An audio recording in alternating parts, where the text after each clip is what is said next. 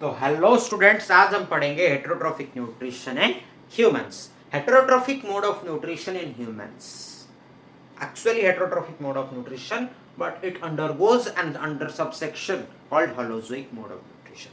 So holozoic mode of nutrition is performed by enzymes or biocatalysts. Why biocatalysts are needed? To make the process or make the chemical reaction faster. Okay, so on holozoic mode of nutrition in humans, we need biocatalysts. But do you know what biocatalysts mean? Biocatalysts. What biocatalysts mean? Bio means found in living organisms. Simple. Biology, bio, found in living organisms.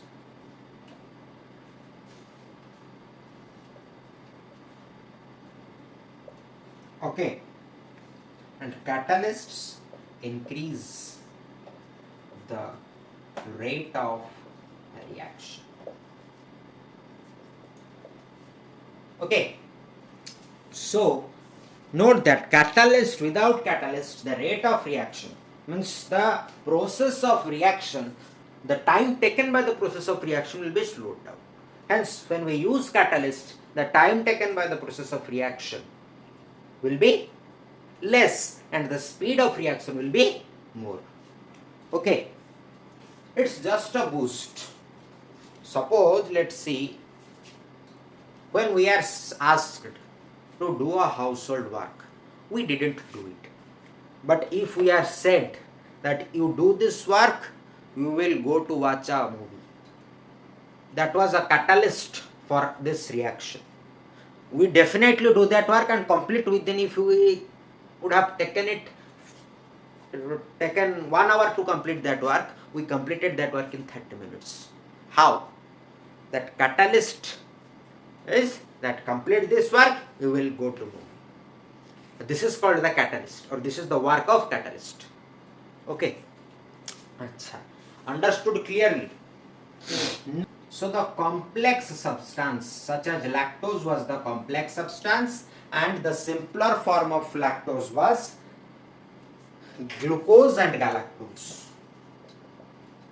Simpler, complex substance cannot be absorbed by our body. Let us see. I will provide you a definition. Okay. There is a ribonuclease enzyme. What is a galactose? You know. If a book will write only galactose, you will know nothing. So there is a teacher who, as a catalyst, who makes galactose to simpler substances. That galactose is a complex substance. Galactose is the combination of glucose and galactose. Okay, lactose is a combination of glucose and galactose. When teacher says it, you engulf it. But direct lactose is not engulfed by your mind. So simpler substance is absorbed by our body to be absorbed. Okay, and the catalyst. Complex, simpler catalyst. Or enzymes involved in human digestion. First is starch or carbohydrate.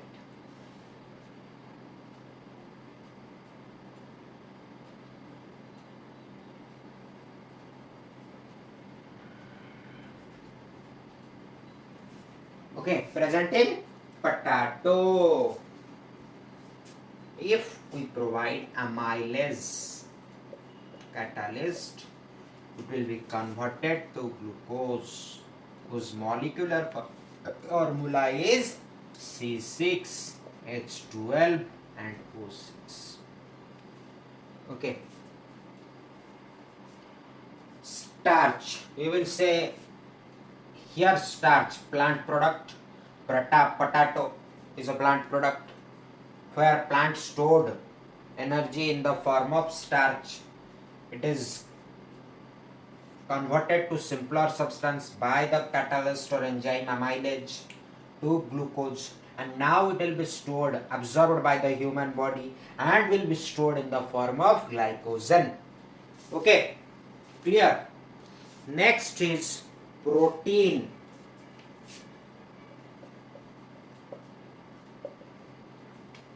By the enzyme trypsin or pepsin. Yes or no?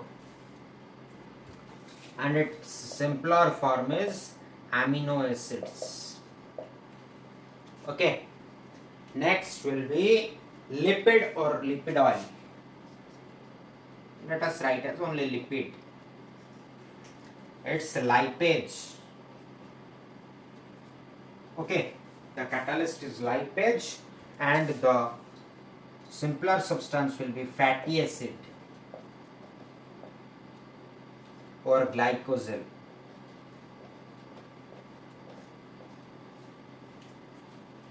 Okay, or glycerol.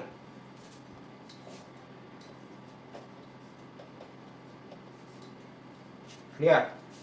Only these three you need to remember.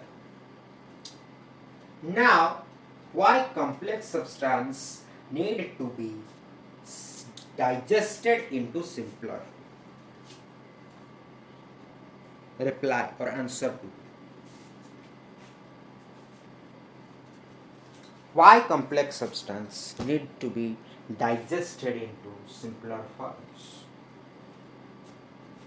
It's because our body is unable to absorb complex substances directly. Hence, it needs to be digested and converted to simpler form. Then our body will intake it. Clear? Now we will move on for digestion part. Digestion in human beings is mostly performed by alimentary canal.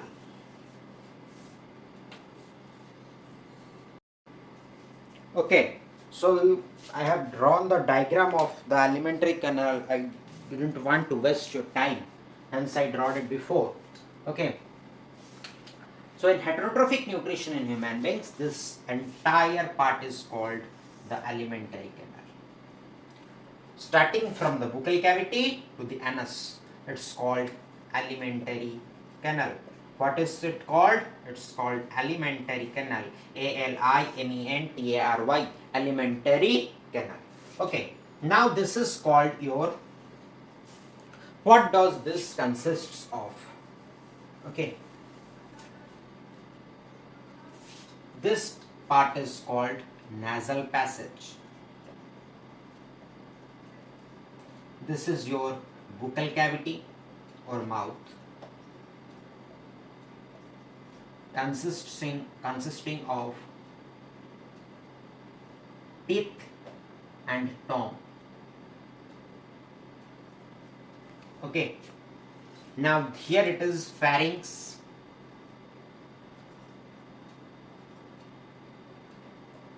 You must level in one side. I am leveling in different sides, but you must level either left side or in right side to get good marks. Pharynx, then comes your esophagus, and this green color is diaphragm.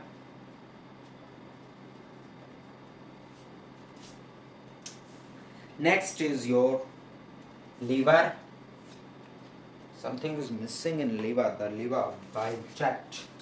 Where is the black pen? Here. The bile tract is missing, bro.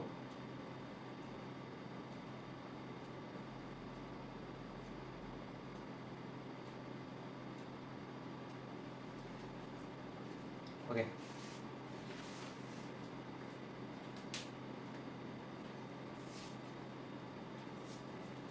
So now, next is, this is your stomach, this is your liver, this is your bile duct,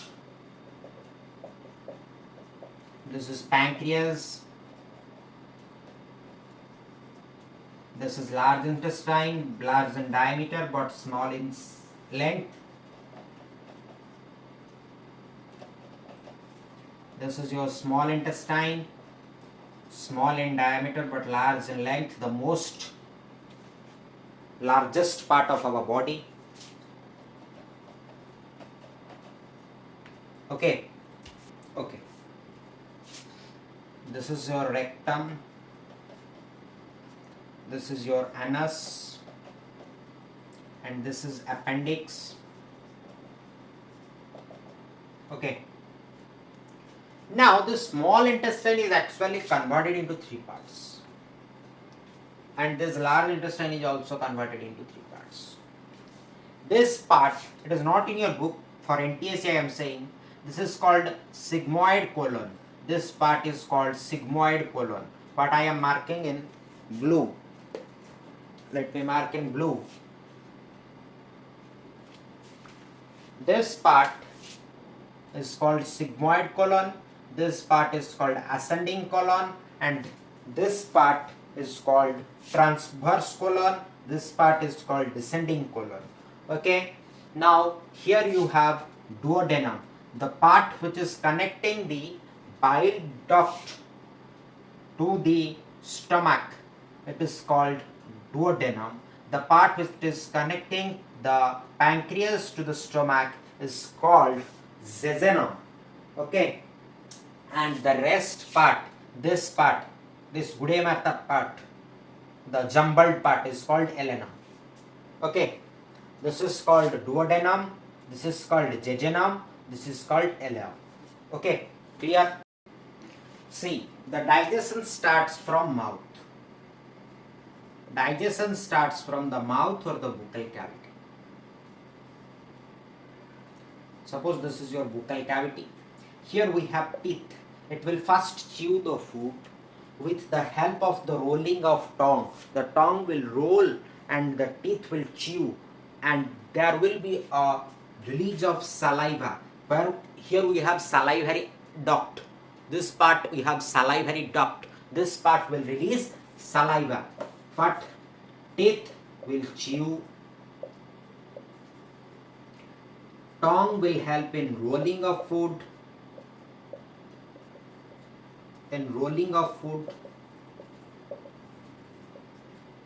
Saliva will produce, salivary duct will produce saliva. थूक, जो थूक release होता है उसे saliva बोलते हैं. Saliva, and it consists of salivary amylase. Saliva consists of salivary amylase.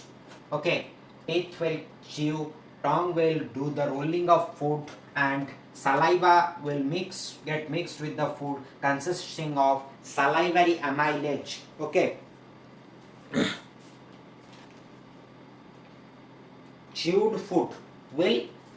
This chewed food will get rolled by the tongue and get mixed with saliva. This saliva, what it will do? It will convert the starch, or it will break down the starch to simpler sugar. This is an amylase. It will break down the starch to simpler sugar. It is there in that flow chart which I have said, simpler sugar. Okay. Next. Here we got an equation. We must, this equation is not there. We will write chewed food mixed with starch. Chewed food consisting of starch. Okay.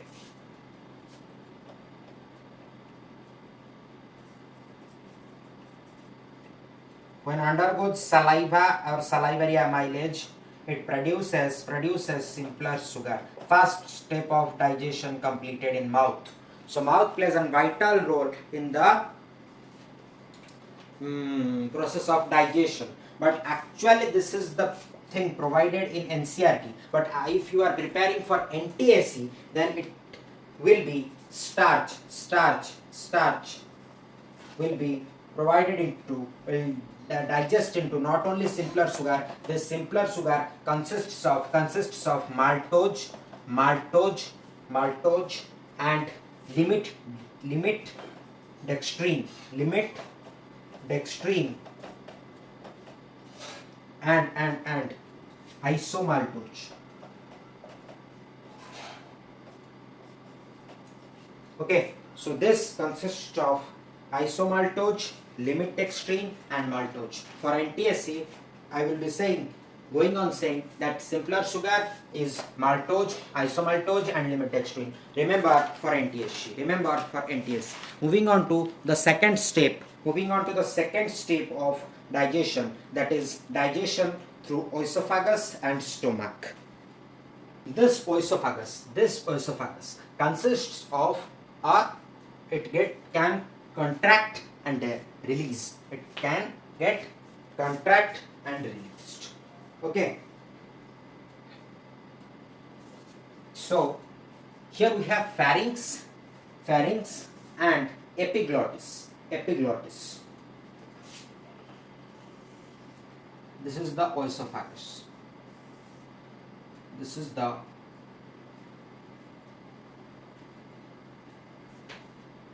opening part, pharynx. Okay. Down below the pharynx, that is called epiglottis. This epiglottis is a common opening for food and for wind. When there is wind passage, there will be no food passage. When there is wind passage, there will be no food passage. When there is food passage, there will be no wind passage. Either or, it will continue. This is conducted by epiglottis. When it is jumbled or huddled, when we are eating and talking, we get what? Obstacles near our throat, because our epiglottis gets jumbled. Why it gets jumbled? Because when we talk, we need to throw out air, but when we need to eat, we need to take in food. So our epiglottis gets jumbled and thoughts what to throw. It will throw out air or it will take in food. Hence it gets jumbled and we suffer from obstacle. Next, esophagus. Esophagus makes the food enter the stomach from the mouth to the buccal cavity through alternative contraction and relaxation. It pushes the food to the stomach from the mouth. It's just a passage. Okay. These are food by alternative contraction and relaxation, like this. Esophagus, here is the food. The next state, here is the food. Okay. In next stage, here will be the food.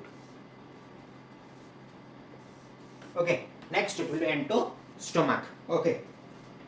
So by alternative contraction and relaxation, it moves to stomach. Next, the digestion in stomach, the most important part. Now we will read the digestion in the process what occurs in stomach. Here we have this is the esophagus, this is the stomach, but here we have an oesophageal sphincter. It is not in NCERT, for NTSC. This is for NTSC. Oesophageal sphincter. What does this oesophageal sphincter do? Oesophageal sphincter allows the food to travel from esophagus into the stomach, but not from the stomach into the esophagus.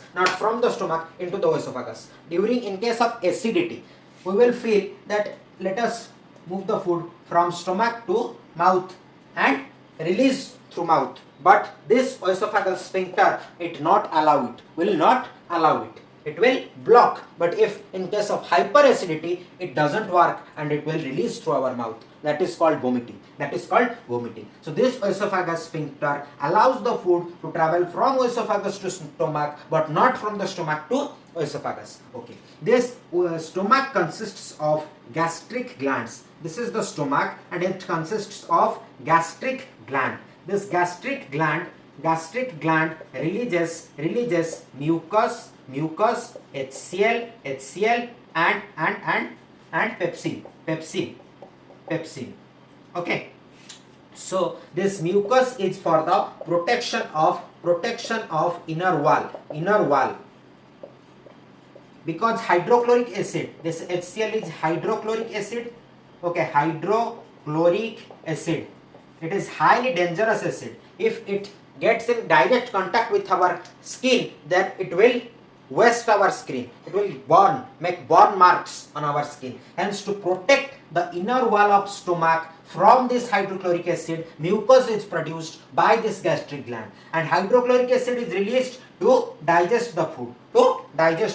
Similarly, pepsin is released to digest protein. Okay, and what protein will provide? It will provide by digesting amino acids. In that chart we have written trypsin and pepsin digest protein to amino acids. Okay. In stomach, here is the food. Suppose here is the chewed food with saliva.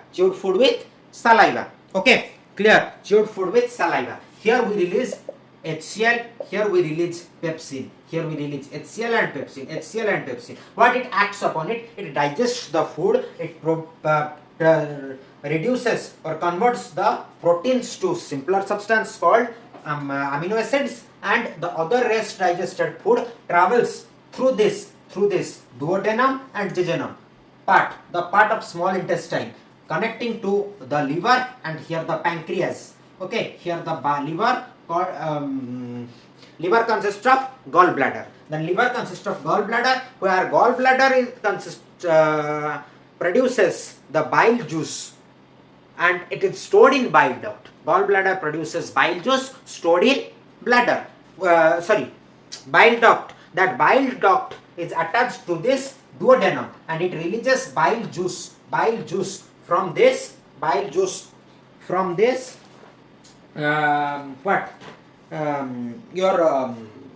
liver, and here from pancreatic juice. So with the food, now what is our condition of food?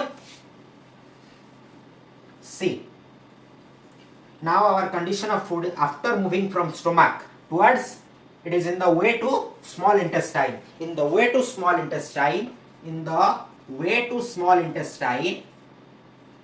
the food is like this: a chewed food plus saliva plus starch plus HCl plus pepsin plus protein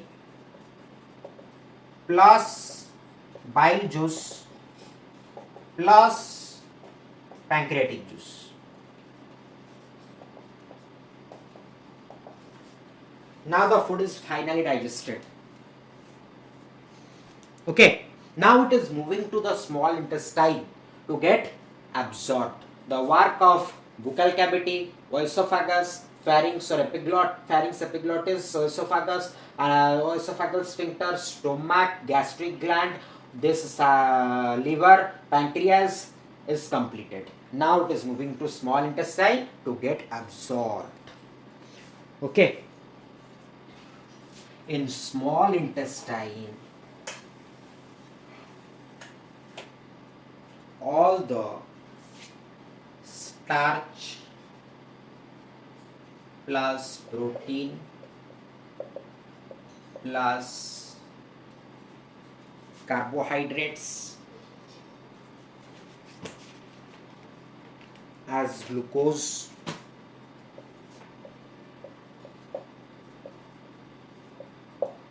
amino acids,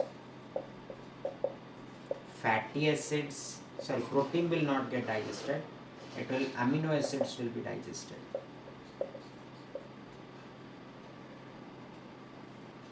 Fatty acid,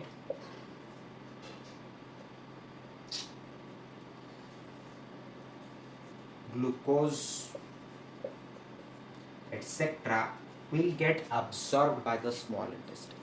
Rest, the undigested and unabsorbed part, the fibers, the fiber which we don't need to be absorbed, and wastes which our body doesn't need, are transported to this large intestine. In elum part of small intestine, all this gets absorbed. Then the undigested or unabsorbed food material travels through this ascending colon, transverse colon, and descending colon and sigmoid colon. This, in this portion of large intestine, the excessive water, if present, is absorbed by our body. Absorbed in large intestine.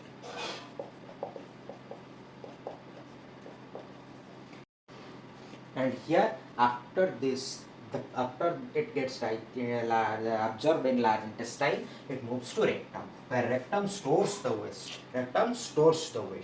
Then it pushes, when the rectum is full, it pushes to the anus, where there is an anal sphincter. Anal sphincter pushes, and from here a nerve indicates to our brain that we are ready for the bowel movement, and when we sit for bowel, our excretory part and stool gets removed out from our body. This is the entire process of digestion. Okay, now we will once again move through a speedy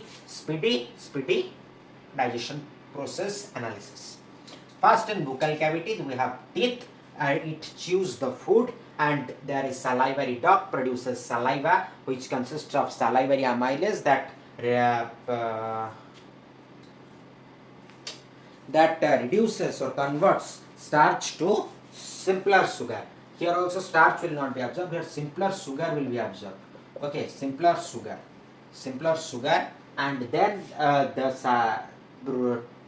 it is moved through pharynx and epiglottis to esophagus due by alternative contraction and relaxation. The esophagus pushes the food to stomach, where in stomach there are gastric glands. It produces HCl and mucus and pepsin. The HCl and pepsin helps in digestion of the food in stomach. Then it moves through the duodenum and jejunum, where it gets mixed with bile juice released from liver and liver's gallbladder, and the pancreatic juice released from pancreas. Then it moves to the elum part of the small intestine, where the simpler sugar, amino acid, carbohydrate, fatty acid, glucose, and other materials from our food gets absorbed by our body, and then it moves to the large intestine. When it moves to the large intestine, the excessive water in the waste gets absorbed by our body, and then this waste then gets stored, moves to the rectum, and it gets stored in it. When the rectum gets full,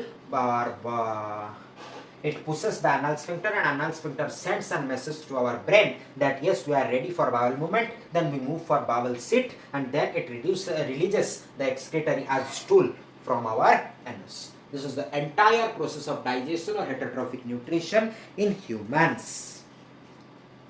For NTSC special, we can say another one, that when we have acidity,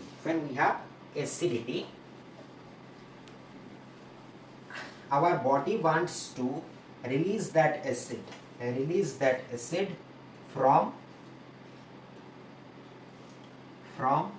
the stomach through any part, but as large intestine is long, passage from stomach to rectum, here it is the longest part, it wants to release through our mouth, because it is only 30 centimeter. The length of the esophagus is only 30 centimeter. You can measure from here to here. It is only 30 centimeter. To your navel, from the buccal cavity is 30 centimeter.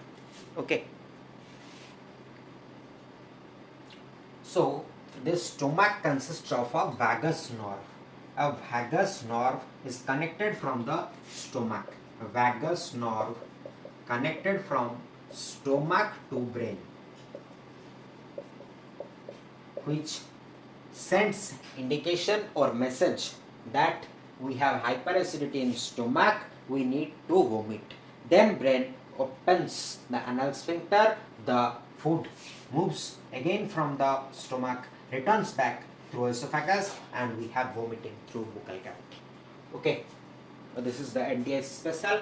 Now heterotrophic nutrition in humans completed, entirely nutrition in organisms completed. Now we will move for respiration and breathing in next class. Thank you very much.